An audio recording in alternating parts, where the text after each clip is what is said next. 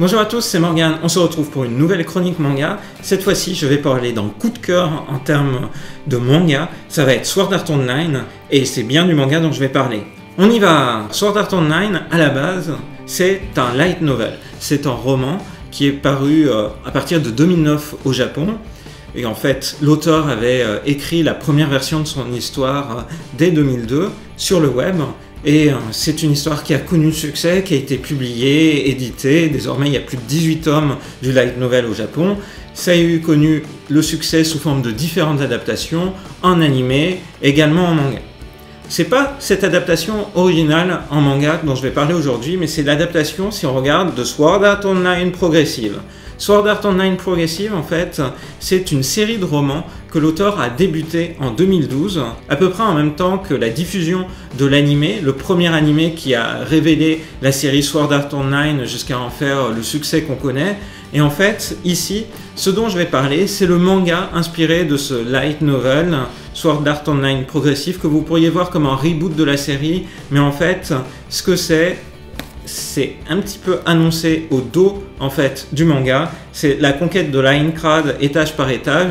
Donc pour ceux qui ne connaîtraient pas encore l'univers Sword Art Online, ça veut dire que l'œuvre ici présente, elle va rentrer beaucoup plus dans les détails que ne le faisait l'animé, le manga ou même le light novel originel.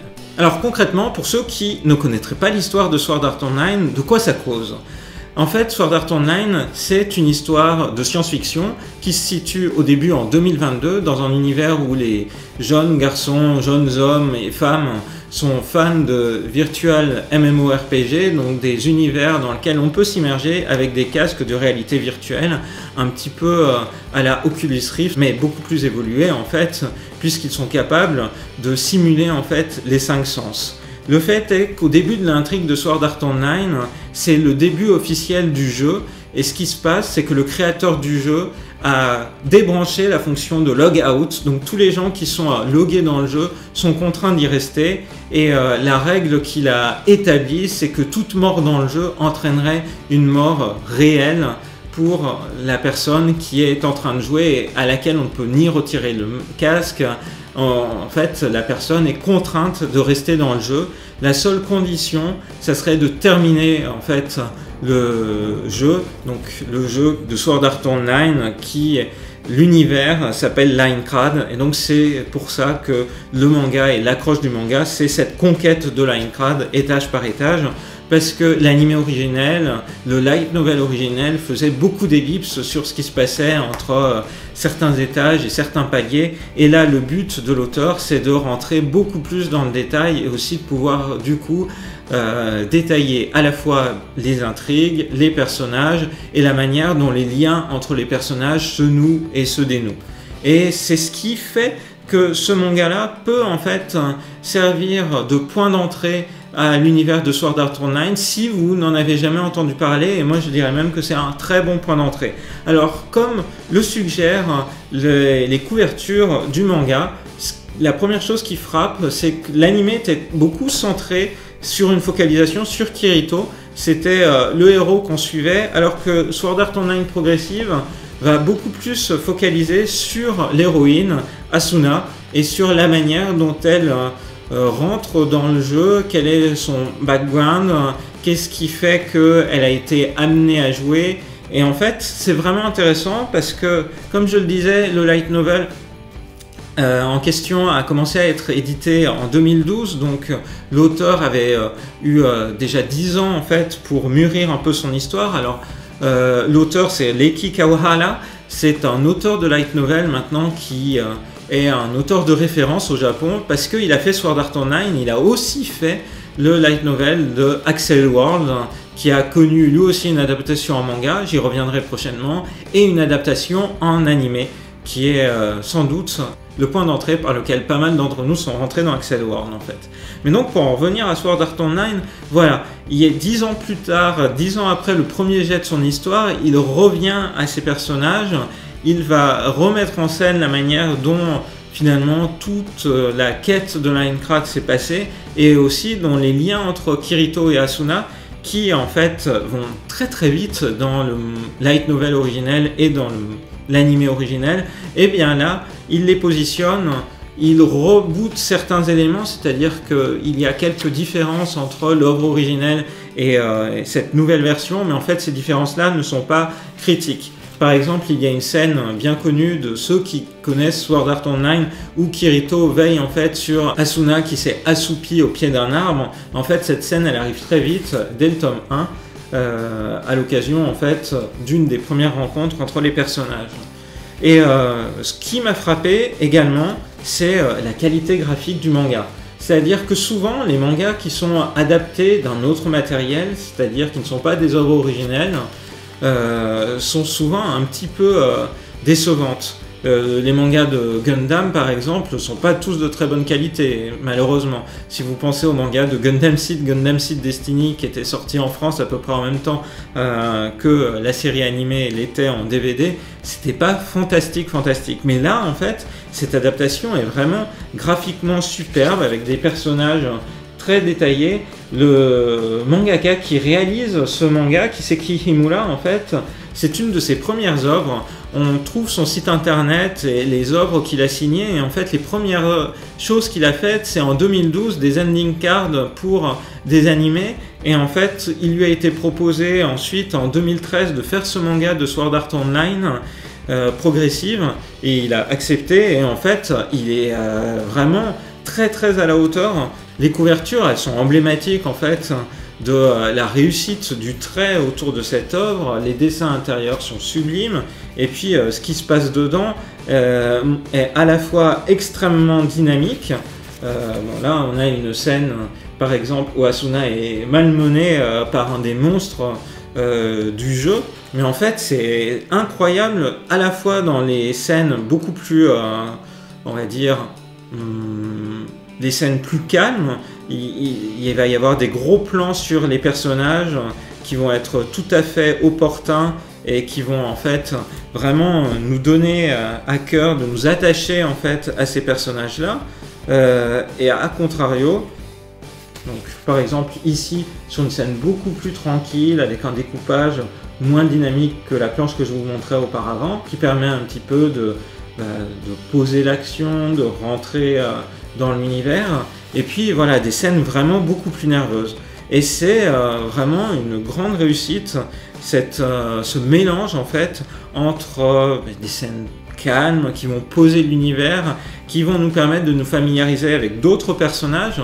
Je pense par exemple, pour ceux qui là encore connaissent l'animé ou le light novel originel, au personnage de l'informateur qui est utile à Kirito au tout début de light novel et de l'animé.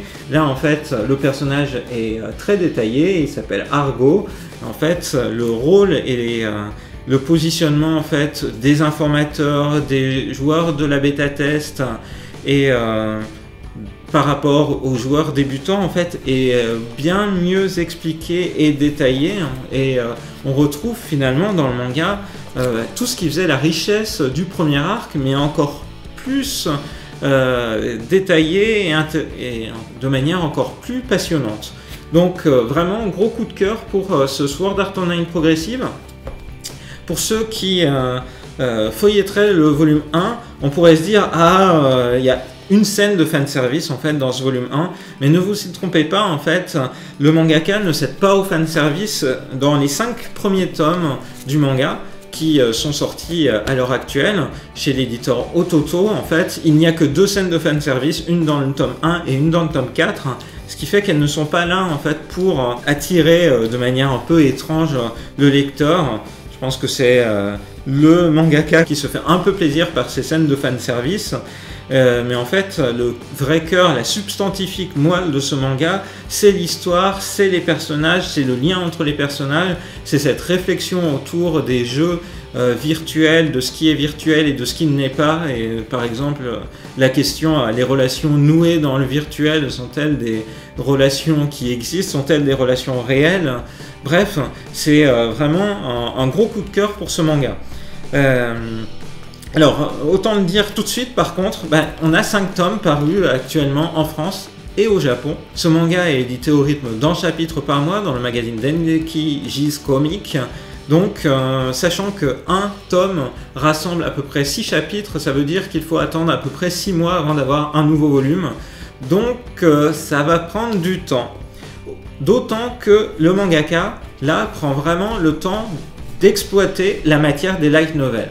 Parce que pour être clair, le light novel originel de Aincrad, donc édité en 2009 d'après les premiers écrits de l'auteur en 2002, en fait, c'est 2 romans, c'est 2 tomes en pratique qui ont été adaptés en manga. Vous pourrez le trouver, hein, ne vous trompez pas.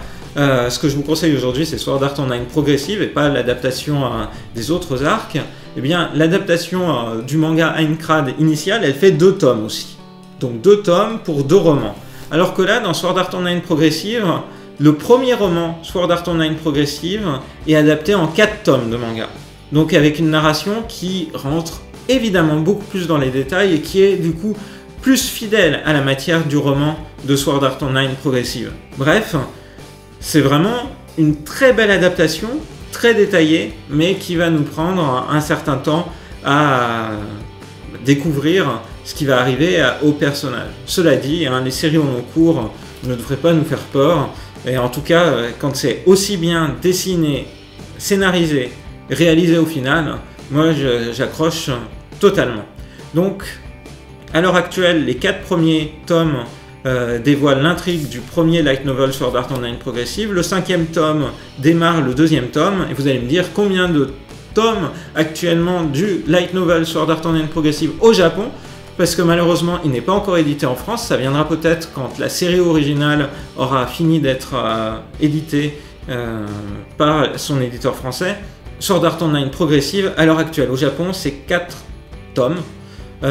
Donc déjà il y a matière en termes de manga, parce que si c'est le même rythme qui est abordé, ça veut dire qu'il faudra 16 tomes. Donc on n'y est pas encore, mais ça sera très intéressant à voir et à découvrir. Ce qu'on voit déjà avec le 5e tome, c'est qu'on va vers un univers beaucoup plus détaillé, puisqu'il y a des elfes qui apparaissent sur la couverture de ce 5e tome. C'est finalement une population qu'on ne voyait quasiment pas dans l'anime original de Sword Art Online et dans le light novel. On voit vraiment que l'auteur, Leiki Kawahara, a pu beaucoup plus rentrer dans le détail de son univers. Ah oui, et puis un dernier mot par rapport au manga qui dessine cette réalisation, donc ce manga de Sword Art Online Progressive. Je le disais, il a démarré en 2012-2013. Et l'avantage aussi avec ce type de mangaka, c'est que comme il est jeune, il est assez présent sur les réseaux sociaux, donc vous pourrez le trouver sur Twitter. Je mettrai ici le nom de son compte. Il est aussi présent sur Tumblr, ce qui permet un petit peu de suivre ses créations à la fois pour le milieu professionnel et aussi les dessins qu'il réalise à côté. Voilà, j'espère que cette chronique du manga Sword Art Online Progressive vous aura donné envie. Je vous le recommande vraiment. Si vous êtes fan de Sword Art Online, vous devriez vraiment prendre un grand plaisir à lire ce manga qui creuse vraiment les personnages, les liens entre eux. C'est en plus un point de vue alternatif au point de vue de l'œuvre originelle qui était vraiment centré sur Kirito. Là, on est centré sur Asuna, c'est vraiment passionnant. Pour les autres, j'espère aussi que ça vous aura donné envie de donner sa chance à ce manga-là et à cette œuvre-là qui intègre de manière très fine et intelligente finalement les dernières technologies autour de l'informatique, des jeux en ligne, l'intelligence artificielle. Quelle est la frontière entre l'intelligence artificielle et ce qu'est une vie réelle? Bref, c'est vraiment extrêmement intéressant en termes de science-fiction, je vous le recommande. Voilà, j'espère que cette chronique de Sword Art Online Progressive vous a plu.